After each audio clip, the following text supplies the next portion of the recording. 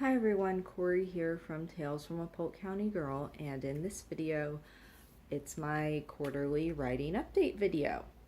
So what have I been up to since the last one? Well, personally, truth be told, I can't really remember what I was working on the last, what I told you I was working on the last time. It's been an interesting couple of months. So, um, obsession. I do believe I had mentioned that last time. I got information back from my beta readers in July, and I've been slowly incorporating the edits into it and their suggestions. It's been a I haven't really been in editing mode, to be honest. I really haven't. And truth be told, for like the last month or so, I haven't really been in writing mode either, but that's another issue.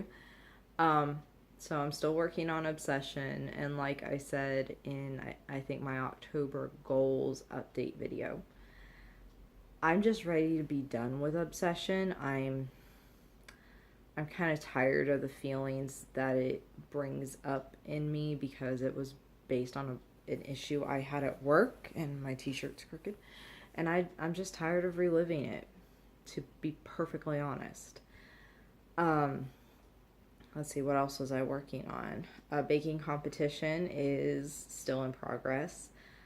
I've written round one and round three. I haven't written round two yet, and I need to do some baking of my own to remember uh, what I'm going to be doing for round two. And round two is they're making a flatbread in the competition as their technical challenge, and well, they're not making flatbread, they're making pita bread. And I have a homemade pita bread recipe. So I need to make that just to kind of remind myself what it's like, get my hands in the dough again. And then from there, I had started to write round three, but I left out part of it, so I need to go back and like finish round three, then do the final judging and the final reactions, and that story is complete. But that's on hold right now, and I'll explain why in a minute. Patreon has been going great. I'm up to 4 patrons, which is awesome. One of whom I actually, she's one of my YouTube subscribers. You know who you are, so thank you for your support. That means so much. So that's been going great. I'm having fun coming up with topics. I've been trying to write ahead. And now that my writing group we started meeting again. We like didn't meet over the summer because everybody's schedules were crazy. Now that my writing group has monthly homework, we do random plot generator and like get a theme. So I've been trying to use that theme. I'm kind of double dipping, to be honest. Patreon gets the story first, and then later on I read it to my writing group, but that's it. I mean, there are only like 3 people in that group that get to hear it, so nobody's really losing anything. But this month I couldn't do it. Our prompt for this month was hatred, and the piece I wrote is not one that I want out on Patreon. I'm also still working on it. But the piece I have written for Patreon, I've just finished writing it today, actually. I'm going to edit it and go through it this week and make it a little better. This was just the first draft. So, and then I'll have that up. So what else? My novella, Will Knit to Travel, that was submitted to Speaking Volumes. I still have not heard back from Speaking Volumes. But if you're a writer and you follow the author's publish website or Facebook page, you may have seen the warning from Authors Publish about the Speaking Volumes publisher. So I'm now researching not that I haven't been, but I am still looking for other novella publishers, so I'm working on that. I go through spurts actually. Not like writing spurts or editing spurts, but like when it comes to researching publishers and even submitting, I will submit a whole bunch of stuff really close together, like one right after the other, but then I won't submit stuff for weeks, which is what's happened. I did some submitting in August and then again in September. I'm still waiting to hear back from the Dime Show review on a piece of flash fiction that I wrote, but every place else I submitted to, I got rejection slips from, emailed rejection slips. So, and I got one right after the other, like one on Sunday, one on Monday, and I think it got to me a little bit, even though I know I shouldn't let it get to me. So I haven't been submitting, which, bad me, but it is what it is. And back to researching publishers. I'm trying to do 5 publishers a week, just research them because, like I said, I follow the Authors Published Facebook page, and every once in a while they'll go, oh, such and such is seeking submission, literary magazines that pay, 15 literary magazines that pay, and I'll just save those. You know how you can save stuff on Facebook? And then when I have a minute, I should be going through and just bam, bam, bam, researching them and updating my author's spreadsheet, or my publisher spreadsheet. And my publisher spreadsheet, I don't know if I ever explained this before. It's the first column is the genre, or anything that I think is applicable, like travel or novella. And some of them have multiple labels, like fiction / creative nonfiction. That way I know the labels work for me. Then I have the name of the publisher or literary magazine in the next column. The third column is the direct link to their submissions page.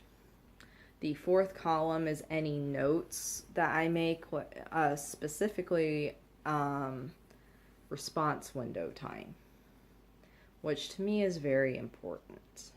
Even if it's something as abstract and vague as, if you haven't heard from us in 4 months, feel free to either contact us or submit elsewhere. That's at least something. But the places where there's nothing. And then in the fifth column, if I think, oh, a piece I've already done will be great to send here, I will write down the title of it. I'll type in the title of it. So yeah.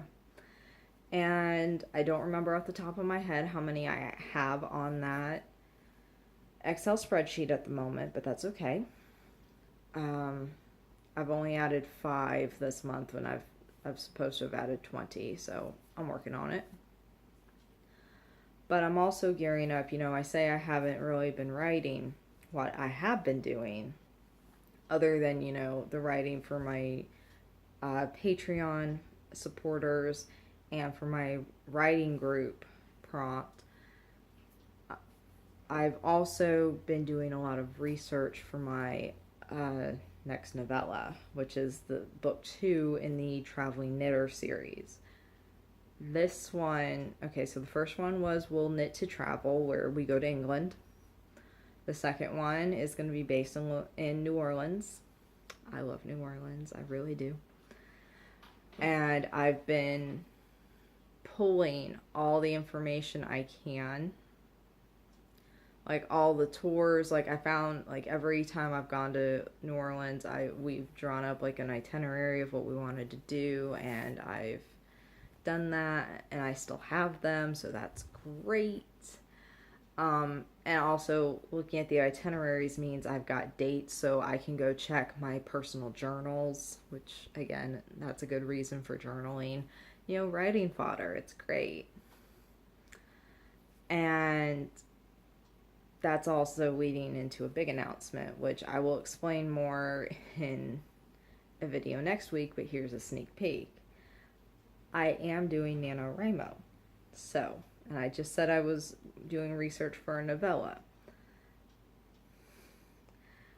I don't want to give too much away because I have a video coming next week about exactly what my plan is for NaNoWriMo, how I'm making it my own, and all the research I've been doing. So that's what I've been up to.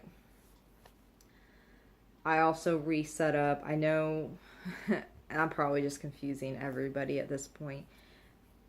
I used to have, or in a past video, many videos ago, I had a Tinkerbell Green flex binder, because I'm a flex binder nut, that I said was my writing notebook. And then, like, only a month or so ago, I had my little B6 flex that I said was my writing notebook. Well, when you're gathering a whole bunch of information to write a novella series, especially a traveling one that's based on your personal travel, and you've got a lot of stuff to print off, the B6 ain't working for that. So I have moved novella research and notes and stuff, which you will get a sneak peek at in next week's video, back into the green flex binder. So yes, I'm confusing, but that is the beauty of flex binders. I can take stuff out and move it on a whim. I still have writing stuff in the B6 flex. It still travels around with me, and in addition to being a writing notebook, it is just like a empty my brain dump notebook as well, and it's fantastic for that. I love it for that. Okay, so I've been rambling, but that's what I've been up to. So, I cannot believe I forgot to add this. I started going through everything. I'm like, oh, well, I do need to mention it. So I went to Italy in July. Italy was fascinating. There's like a 55-65 or 55-45% thing of we really enjoyed it, but there was a lot of shenanigans that happened that kind of made the trip crappy. And I know people are like, you went to Italy, how is that crappy? It's like, I tell them the three main things. I just summarize them in a few words, the three main things that happen. I go, oh, well, because of that, this thing has been like, this trip, when it comes to writing fodder, has been absolutely fantastic. Like, when I got back, I wrote up a summary, like stream of conscious summary of the trip, reliving the trip each day, probably with more foul language in it than I actually said it and was thinking at the time, but so I've got that as a creative nonfiction piece. I'm also, because I'm such a foodie, I'm not a foodie, I'm an eatie, to use Jim Gaffigan's phrasing, and I love to eat, and I traveled the world on my stomach. I always got the business cards of almost every restaurant we went to. So I'm going to write up like a kind of food journal thing or travel journal when it comes to restaurants that we went to eat at in Florence and Rome. I guess I can throw in Rosso Pomodoro in Venice because I don't remember the one we had dinner at, to be honest. But and I'm going to try to submit that to a travel journal. So there's that. And also, of course, book 5, or novella 5 in the Traveling Knitter series is going to be the trip to Italy. So I've got to make sure I don't step on my own toes, because I know I can self-plagiarize a little bit. So yeah. But and we were go in Italy. Like, we hardly ever stopped. We were going from like 6:30, 7 o'clock in the morning and not getting back to the hotel till like 11 o'clock at night. Go. So, the the title of the piece is Can We Pause for a Minute? And the title just came to me about a week after we got back, because we were talking to my in-laws. And my mother-in-law says this all the time. It's pause for a minute when she wants to interrupt. And as I'm writing this, all I can think of while I'm writing it is, can we pause for a minute? So that's how the title came to be for that one. So yay! So lots of writing fodder from that one. And I can't believe I almost ended this video without telling you. It's been a weird few months, guys. It really has. But that's it for my writing life update. Yes, I have hair sticking up. I'm not going there. NaNoWriMo prep video next week. I'm excited to share that with you. I don't know if I'll do any NaNoWriMo check-in videos during November. I might. I make no promises. Again, I'll probably repeat all this next week as well. If you guys have any questions or any suggestions, or if you just want to wish me good luck, which is always appreciated, leave it in the comments below, and I'll see you in next week's video. Bye.